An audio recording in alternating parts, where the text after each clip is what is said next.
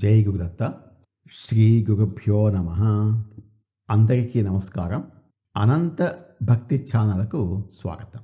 ఆ దత్తాత్రేయుని కృపా కటాక్షములు మనందరి మీద ఉండాలని కోరుకుంటూ భక్తి కాండమునందు కాశీయాత్ర త్వష్టపుత్ర ఆఖ్యానము సాయందేవ వరలాభము అనే 41వ అధ్యాయంలోని 2వ భాగాన్ని మనం ఈరోజు పారాయణ చేసుకుంటున్నాం. శ్రీ గణేశాయ నమః. శ్రీ సరస్వత్యై నమః. శ్రీ గురుభ్యో నమః. శ్రీపాద శ్రీవల్లభ శ్రీ నృసింహ సరస్వతి శ్రీ గురుదత్తాత్రేయాయ నమః. ఇంతకు ముందు భాగంలో శ్రీ గురునాథులు సాయందేవుని యొక్క భక్తిని పరీక్షించిన తర్వాత సాయందేవుడు శ్రీ గురునాథుల యొక్క పాదాలను పట్టుకొని గురు భక్తిని సాధించటకు సాధ్యమైన చక్కని సాధనాన్ని నాకు అనుగ్రహింపవలసింది అని ప్రార్థించాడు. అప్పుడు శ్రీ గురునాథుడు సాయందేవుణ్ణి అనుగ్రహించి ఇలా అన్నాడు: నాయన, రాత్రి సమయము ఇంకా అంత ఎక్కువగా లేదు, కానీ బ్రాహ్మీ ముహూర్తం సమీపించుట వరకు గురుభక్తిని గూర్చినటువంటి ఒక చక్కని కథను చెప్తాను, శ్రద్ధగా వినమని కథను ప్రారంభించాడు. పూర్వము ఒకనాటి సమయమున కైలాస శిఖరమునందు పార్వతీ పరమేశ్వరులు హాయిగా ఏకాంతవాసము చేయుచున్నారు. అప్పుడు పార్వతీదేవి పరమేశ్వరుని చూచి, స్వామి, గురుభక్తి ఎట్లుడును, దాని గురించిన విశేషాలను దయతో నాకు వివరించండి అని అడిగింది. అప్పుడు శంకరుడు గిరిజాదేవితోటి ఇలా చెప్పసాగాడు: గురుభక్తి చాలా గొప్పదైనది. గురుభక్తితో సమస్తము సాధ్యము కాగలదు. ముందుగా గురువే ఈశ్వరుడు అని గ్రహించుము. అట్టి దృఢమైన అభ్యాసంతోడనే గురువును సేవించాలి. గురువు యందు భక్తిని కలిగి ఉండవలెను. ఇట్టి విషయాన్ని నిరూపించగలిగిన ఒక కథను ఉంది, ఆ కథ నీకు చెప్తాను, శ్రద్ధగా వినమని చెప్పాడు. అనేకమైన జపములు, తపములు, యజ్ఞములు ఎంతకాలం చేసినప్పటికీ, అనుష్ఠించినప్పటికీ వాటి వల్ల ఫలము కొంత ఆలస్యంగానే లభిస్తుంది. కానీ గురుభక్తి వలన ఫలము వెంటనే లభిస్తుంది అని చెప్పారు. అనేక విధముల తపస్సులు, అనుష్ఠానములు, యజ్ఞములు, దానాలు ఇవన్నీ చేయటంలో ఒక్కొక్కసారి విఘ్నాలు ఏర్పడే అవకాశం ఉంది. ఒక్కొక్కసారి అసలు అవి పూర్తిగా సాధ్యం అవటం కూడా కష్టంగానే ఉంటుంది. కానీ గురుభక్తి వాళ్లకు కఠినమైన యజ్ఞదాన తపస్సులు చేసిన ఫలమంతయు వెంటనే సిద్ధిస్తుంది. గురు గృహమునందు నివసిస్తూ నిశ్చలమైన నిర్మలమైన భావంతో శ్రీ గురుమూర్తిని ఆశ్రయించి ఆరాధించిన వారికి అత్యంత సులభంగా, అప్రయత్నంగా అంతులేని ఫలం లభిస్తుంది. దీనికోసం ఒక విచిత్రమైన దృష్టాంతాన్ని నేను వివరిస్తాను, వినమని చెప్పాడు. పూర్వము త్వష్ట అనే బ్రాహ్మణ బాలునికి 8వ సంవత్సరంలో ఉపనయనం చేసి వేద అధ్యాయం కోసం గురువు వద్దకు పంపారు. ఆ బ్రహ్మచారి చక్కగా గురుసేవ చేస్తున్నాడు. ఆ బ్రహ్మచారి గురువుగారి గృహమునందు ఉంటూ విద్యాధ్యయనము చేస్తూ అనేక విధాలుగా అత్యంత భక్తి శ్రద్ధలతో గురు శుశ్రూష చేస్తున్నాడు. ఒకనాడు గొప్ప వర్షం వచ్చి గురువుగారి కుటీరం అంతా కూడా శిథిలమైపోయింది. అప్పుడు గురువు తన శిష్యుణ్ణి పిలిచి, మా కుటీరము ప్రతి సంవత్సరము ఇలా శిథిలమవుతూ ఉంటుంది, కాబట్టి నీవు ఒక గృహానికి తగిన ఉపకరణములను ప్రోగు చేసుకొని నాకు ఒక దృఢమైన గృహాన్ని నిర్మించి ఇవ్వవలెను. ఆ గృహము ఏనాటికి శిథిలము కాకూడదు, సుస్థిరంగా ఉండవలెను. అది కంటికి కడుగమ్యంగా, మనోహరంగా కనిపిస్తూ ఉండాలి. అందులో మా కుటుంబానికి సరిపోనటువంటి సమస్త వస్తువులు ఉండాలి. అట్టి గృహమును వెంటనే నీవు నిర్మించవలెను అని గురువు శిష్యుణ్ణి ఆజ్ఞాపించాడు. అప్పుడు గురుపత్ని ముందుకు వచ్చి చాలా ప్రీతితో శిష్యుని వైపు చూచి, నాయన, నాకు కుట్టు లేనిది, అల్లిక లేనిది అయినటువంటి ఒక రవికను తెచ్చిపెట్టుము. అది విచిత్రమైన రంగులతో చూడ మనోహరంగా ఉండాలి. నా శరీరానికి చక్కగా సరిపోవాలి. అటువంటి రవిక ఒకటి తెచ్చిపెట్టమని కోరింది. ఇంతలో గురుపుత్రుడు ఆ బ్రహ్మచారిని సమీపించి, సోదరా, నేను నిన్ను ఒకటి అడుగుతాను. అది నాకు తెచ్చి ఇయ్యాలి. నా పాదములకు సరిపోనట్టి పాదుకలను తెచ్చిపెట్టుము. అవి నీటి మీద కూడా నడుచుటకు వీలుగా ఉండాలి.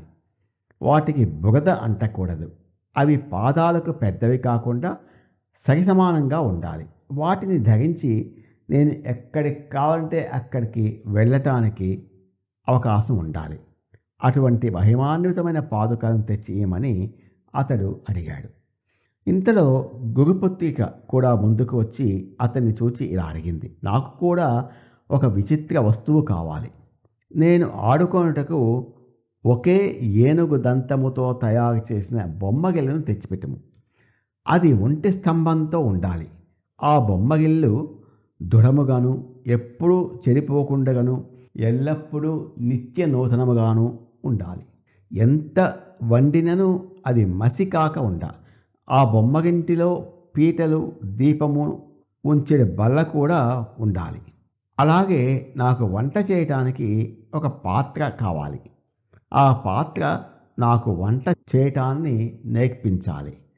ఎంత వండినా కూడా అది మసి కాకుండా ఉండాలి. పాత్రకును ముట్టుకొనుటకు వేడిగా ఉండకూడదు. అటువంటి వంట పాత్రను తెచ్చి ఇమ్మని అడిగింది. అంతేకాకుండా నాకు 2 కర్ణాభరణాలు కూడా కావాలి. వాటిని కూడా తెచ్చి ఇమ్మని ప్రత్యేకంగా ఆ గురుపుత్రిక అడిగింది. కోరిన వాటిని అన్నింటినీ శ్రద్ధగా విని అందులకు అంగీకరించి గురువు యొక్క ఆజ్ఞను స్వీకరించి ఆ శిష్యుడు వెంటనే బయలుదేరి నడిచి ఒక మహా అడవిలోకి ప్రవేశించాడు. ఆ అడవిలోంచి వెళ్తూ వెళ్తూ అవన్నీ ఎలా సంపాదించాలా అని ఆలోచించాడు. చివరకు దిక్కు తోచక తన గురువునే ధ్యానించి తన మనస్సులోనే ఆయన్ను శరణ పొందాడు. అలా పోతుండగా అతనికి ఒకచోట ఒక అవధూత కనిపించి, నాయన, నీవు ఎవరు? ఇంత చిన్నవాడవు ఈ ఘోరమైన అరణ్యంలో చింతాక్రాంతుడవై తిరుగుతున్నావు ఏంటి అని అడిగాడు. ఆయన్ను చూడగానే త్వష్టకు మనస్సు శాంతించింది. తన గురువే ఆ రూపంలో దర్శనమిచ్చినట్లుగా అనిపించింది. అతడు ఆయనకు నమస్కరించి, స్వామి, ఈ నిర్మానుష్యమైన అరణ్యంలో మిమ్మల్ని చూడగానే మీరు సాక్షాత్తు ఈశ్వరుడు అని నాకు తోచింది. మీ దర్శన మాత్రం చేతనే నా మనస్సు స్థిరపడి ఆనందం లభించింది అని తాను సాధించవలసిన కష్టతరమైన పనులను గురించి విన్నవించుకున్నాడు. అవధూత అతన్ని ఆశీర్వదించి, నాయన, అభీష్టప్రదుడైన విశ్వేశ్వరుడు కాశీలో ఉండగా దుర్లభం ఏమున్నది? నీవు కాశీకి వెళ్ళి విశ్వనాథుణ్ణి పూజించు. ఆయన వరంతో బ్రహ్మాది దేవతలు కూడా ఎంతో మహిమను పొందారు. కేవలం గుక్కెడు పాలు అడిగిన ఉపమన్యువుకు ఆయన సాక్షాత్తు ఆ పాల సముద్రాన్నే ప్రసాదించిన దయాళువు అని చెప్పాడు. గురుసేవ తప్ప ఇంకేమీ తెలియనటువంటి త్వష్ట, స్వామి, కాశీక్షేత్రం ఎక్కడ ఉన్నది అని అడిగాడు. అప్పుడు ఆ ముని, కాశీకి నిన్ను నేనే స్వయంగా తీసుకుపోతాను. నీ వల్ల నాకు కూడా విశ్వనాథుని దర్శనం అవుతుంది అని చెప్పి ఆ అవధూత తన లీల చేత అతన్ని మనోవేగంతో కాశీకి తీసుకువెళ్ళాడు. వాళ్ళిద్దరూ కాశీ చేరిన తర్వాత త్వష్టకు అవధూత బోధించిన కాశీయాత్ర విధానం గురించి నామధారకునితోటి సిద్ధయోగి ఇలా చెప్పసాగాడు. విశ్వేశ్వరుని దర్శనము, అంతర్గృహయాత్ర, దక్షిణోత్తర మానసయాత్ర, పంచక్రోశ యాత్ర, స్నానము, దానము, అర్చన, శ్రాద్ధము, అన్నపూర్ణ, విశ్వేశ్వర, బిందుమాధవ, డుండి వినాయక, దండపాణి, కాలభైరవ, గుహకాశి, మణికర్ణిక మొదలగునవి దర్శించి పూజ చేసి నీ పేరు మీదుగా ఒక లింగ ప్రతిష్ఠ చేసుకో. ఇలా చేస్తే నీ గురుభక్తి దృఢమై ఈశ్వర సాక్షాత్కారం అవుతుంది. కాబట్టి నీవు నిస్సందేహంగా నీ మనస్సులో గురుచరణాలను స్థిరంగా నిలుపుకో అని చెప్పి రెప్పపాటులో అవధూత అదృశ్యమయ్యాడు. త్వష్ట చాలా ఆశ్చర్యపడి, ఆహా, ఈ మహాత్ముడు నా గురుకృప వలన సాక్షాత్కరించిన విశ్వేశ్వరుడే, సందేహము లేదు. తనను తాను నేను ఆరాధించకున్నా కూడా ఆయన ప్రసన్నుడు అవటము గురుకృప వలనే కదా. లేకపోతే ఎన్నో సంవత్సరాలు తపస్సు చేసిన ప్రసన్నుడు కాని ఈశ్వరుడు నాకెందుకు ప్రసన్నుడవుతాడు అనుకొని యథావిధిగా కాశీయాత్ర లింగ ప్రతిష్ఠ చేశాడు. అనంతరము కాశీ విశ్వనాథుణ్ణి దర్శించి అత్యంత భక్తి శ్రద్ధలతో పూజిస్తూ ఉండగా సాక్షాత్తుగా పరమశివుడే ప్రసన్నుడై నిజస్వరూపంతో ఆ త్వష్టకు ఎదురుగుండా ప్రత్యక్షమయ్యాడు. అంతట ప్రసన్నుడైనటువంటి పరమేశ్వరుడు, నీకు కావలసిన వరాన్ని కోరుకో నాయనా, ఇప్పుడే ఇస్తాను అని పలికాడు. అంతట త్వష్ట అనే ఆ బ్రాహ్మణ కుమారుని పేరు కలిగిన ఆ బాల బ్రహ్మచారి తన వృత్తాంతాన్ని అంతయు పరమేశ్వరుడికి విన్నవించుకున్నాడు. తన గురువు, గురుపత్ని, వారి కుమారుడు, కుమార్తెలు అడిగిన కోరికలను గుర్చిన విషయాన్ని అంతా విశ్వనాథునికి నివేదించాడు. పరమేశ్వరుడు చాలా సంతోషించి అతడి కోరిన వరాన్ని ప్రసాదించి ఇలా అన్నాడు: వత్స, నీవు సమస్త విద్యలలో ఆగి తేగి అత్యంత నిష్ణాతుడవు కాగలవు. చక్కని గురుభక్తిని చేసితివి. దానితో నేను మిగుల సంతృప్తిని పొందితిని. కావున నీకు సమస్త విద్యలు సంప్రాప్తమగును. విశ్వకర్మవు అయ్యదవు. చతుర్విధ పురుషార్థములు అప్రయత్నంగా నీకు సిద్ధించును. ఈ సృష్టిలో నీవు ఒక సమర్థునిగా పేరుగాంచెదవు అని దివ్యమైన వరాన్ని అనుగ్రహించాడు. అట్టి అనేక వరములు లభించినందుకు త్వష్ట చాలా ఆనందించి తన పేరిట ఒక లింగాన్ని కూడా అక్కడ ప్రతిష్ఠించాడు. అనంతరము అక్కడి నుంచి తిరుగు ప్రయాణములకు బయలుదేరాడు. సాక్షాత్తుగా విశ్వనాథుడే ప్రసన్నుడైనప్పుడు ఇక అతనికి ఎట్టి కొరత ఉండగలదు. కాబట్టి గురుగృహమునందు వారి కుటుంబ సభ్యులు అందరూ కోరిన వస్తువులు అన్నింటినీ సిద్ధము చేసుకొని వెంటనే అతి శీఘ్రముగా ఆ బాల బ్రహ్మచారి గురు సముఖమునకు వెళ్ళాడు. తెచ్చిన వస్తువులు అన్నింటినీ శ్రీ గురునాథునికి సమర్పించి అతని పాదపద్మములను పట్టుకొని సాష్టాంగ వందనం ఆచరించాడు. అనంతరం గురుపత్నికి, గురుపుత్రునకు, గురుపుత్రికకు కూడా నమస్కరించాడు. మిగుల ఉల్లాసభరితుడైన శ్రీ గురునాథుడు అత్యంత హర్ష పులకాంత గాత్రుడై తన శిష్యుణ్ణి లేవనెత్తి గాఢమైన ఆలింగనము చేసుకొని ఇలా అన్నాడు: శిష్యోత్తమ, వత్స, జ్ఞానరాశి, నీ భక్తికి నేను సంప్రీతుడను అయ్యాను. నాయన వినుము, సమస్త విద్యలలో నీవు సమర్థుడవు అయ్యదవు. జీవితకాలం అంతయు అష్టైశ్వర్యములతో తులతూగిదవు. త్రిమూర్తులు నీకు వశమై ఉంటారు. నీవు మా కోసం ఉత్తమ గృహాన్ని నిర్మించి ఇచ్చావు. అనేక విచిత్ర వస్తువులను కూడా తెచ్చి సమర్పించావు. కాబట్టి నీవు చిరంజీవిగా వెలుగొందెదవు. సృష్టిలో సూర్యచంద్రులు నిలిచినంత కాలము నీ పేరు ప్రసిద్ధముగా నిలిచి ఉండును. నీ యొక్క గురుభక్తిని గురించి, నీ సామర్థ్యాన్ని, అఖండమైన నీ కీర్తిని గురించి స్వర్గ, మర్త్య, పాతాళ లోకాలలో త్రివిధ లోకములందు వ్యాపించిపోవును.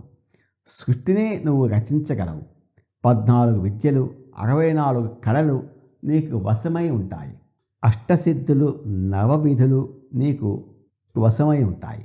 ఇప్పటి నుండి నీకు ఎప్పుడు కూడా కష్టం కానీ, దుఃఖం కానీ ఎంతమాత్రం ఉండబోదు అని గొప్ప వరాన్ని ప్రసాదించాడు.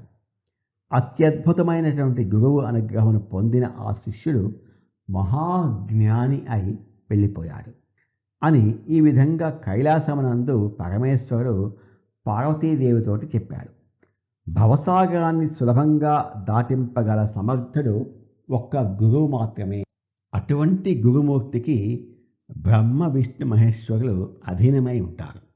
అందుచేతనే త్రిమూర్తులే గురుస్వరూపము, గురుస్వరూపమే త్రిమూర్త్యాత్మకము అని వేద, శాస్త్ర, పురాణాలు గట్టిగా చెప్తున్నాయి. దైవమునందు ఎంతటి దృఢమైన భక్తి నిష్టను కలిగి ఉంటారో అంతటి భక్తి నిష్టను గురువు యందు కూడా కలిగి ఉండి దేవుడే గురువు, గురువే దేవుడు అను శ్రేష్టమైన భక్తి నిష్టను కలిగిండు వారికి వేదశాస్త్రముల జ్ఞాన విజ్ఞానము అనాయాసంగా సిద్ధిస్తుంది అని పరమేశ్వరుడు పార్వతీదేవితోటి విస్తరించి చక్కగా చెప్పాడు అని శ్రీ గురుమూర్తి అయినటువంటి నృసింహ సరస్వతి స్వామి వారు సాయం దేవునికి వివరించి చెప్పాడు. ఈ విధమైన ఇష్టాగోష్ఠితో కాశీయాత్రను గురించి వర్ణిస్తూ గురుభక్తి మహిమను గురించి వివరించి చెప్పుతూ ఉండగా రాత్రి సమయం గడిచిపోయి సూర్యోదయం అయ్యింది. వెంటనే శ్రీ స్వామివారి పాదపద్మాలకు సాష్టాంగ వందనం ఆచరించి సాయం దేవుడు ఇలా అన్నాడు: స్వామి, గురుమూర్తి ఇంతవరకు సవిస్తరముగా నాకు శ్రవణము చేయించిన కథ అత్యంత అపూర్వము అని చెప్పక తప్పదు. అయితే కృపానిధి, నాది ఒక మనవి.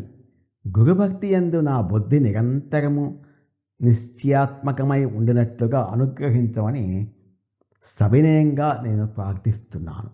నాకంతయు అద్భుతము, ఆశ్చర్యంగా తోస్తోంది. స్వామి, మీరు కాశీయాత్ర విధానాన్ని గురించి విస్తరించి చెప్తూ ఉండగా ఒకవైపు నేను వింటున్నాను, ఇంకొక వైపు ఆ కాశీపురాన్ని ప్రత్యక్షంగా చూస్తూ మిమ్మల్ని కూడా నేను అక్కడ దర్శించుకున్నాను. అంతేకాదు గురుదేవ, మీతో పాటు నేను కూడా ఉన్నాను. యాత్ర యొక్క క్రమాన్ని మీరు ఏ ఏ విధంగా చెప్తున్నారో ఆయా తీర్థక్షేత్ర స్థలముల అన్నింటిని గురించి ఒకవైపు వినిపిస్తూ ఉంది, ఇంకొక వైపు వాటిని ప్రత్యక్షంగా దర్శింపచేసిన మీ యోగమాయా శక్తిని నేను ఏమని పొగడగలను? అల్పజ్ఞుడను, అసక్తుడను. నాపై ప్రసరింపచేసినటువంటి అవ్యాజమైన ప్రేమకు, నిర్హేతుకమైన కృపకు బదులుగా నేను ఏమి ఇవ్వగలను అని అంటూ నేను అత్యంత విస్మయము చెంది ప్రస్తుతము జాగ్రత్తగా ఉంటినా, లేక స్వప్నంలో ఉన్నానా, లేక సుషిప్తిలో ఉన్నానా నాకెంత మాత్రము బోధపట్టం లేదు.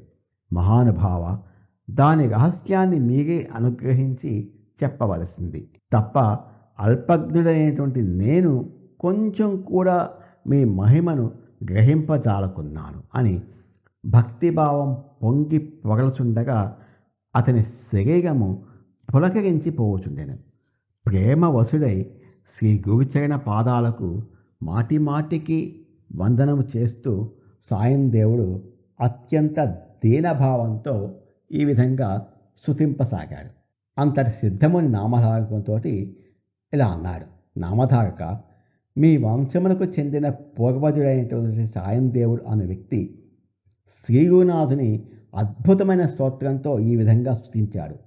దాన్ని ఇప్పుడు నీకు వినిపించేదను, సావధాన చిత్తంతో వినవలసినది అని సిద్ధముని చెప్పసాగాడు. ఆ సాయం దేవుడు గురుదేవుని ఎలా స్తుతించాడో తర్వాత కథను మనం తర్వాతి భాగంలో తెలుసుకుందాం. ఓం తత్సత్. నమో భగవతే వాసుదేవాయ. ఏతత్ఫలం శ్రీ గురుచరణ విందార్పితమస్తు. స్వస్తి.